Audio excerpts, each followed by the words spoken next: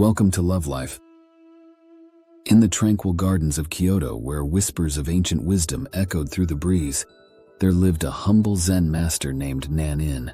It was during the Meiji era, a time of great transformation in Japan, that a curious university professor embarked on a journey to seek the elusive knowledge of Zen.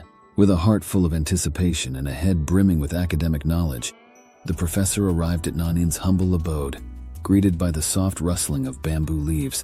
Nanin, a venerable figure with serene eyes, led the professor to a tatami-matted room where the scent of incense and the flickering candlelight invited them to engage in a timeless ritual, the ceremony of tea. Nanin carefully selected an exquisite porcelain teapot and cups, each piece a masterpiece of craftsmanship.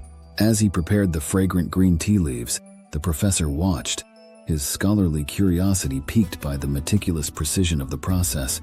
Nanin served the tea gracefully, pouring a delicate stream into the professor's cup. The cup slowly filled, and yet Nanin did not stop.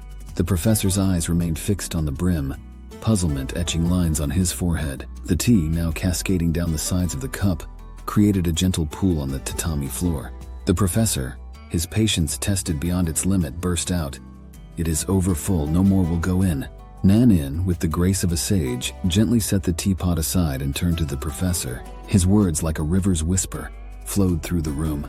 "Like this cup, you are full of your own opinions and speculations. How can I show you Zen unless you first empty your cup?" The professor, suddenly realizing the depth of Nanin's message, felt a profound sense of humility wash over him.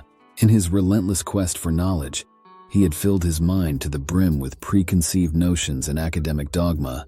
He had arrived seeking to gain something without the willingness to let go of what he already knew. With newfound awareness, the professor sipped the tea, allowing its warmth and simplicity to wash over him. As the fragrant liquid trickled down his throat, it cleansed not only his palate but his heart and mind as well. He emptied the cup, but more importantly, he emptied himself of ego, expectations, and assumptions. Nanin's profound lesson transcended the mere act of tea pouring. It was a parable that encouraged the professor, and now all who hear this story, to embrace the emptiness of the cup, to shed the heavy burden of preconceived notions, and to approach life's mysteries with an open heart and a clear mind.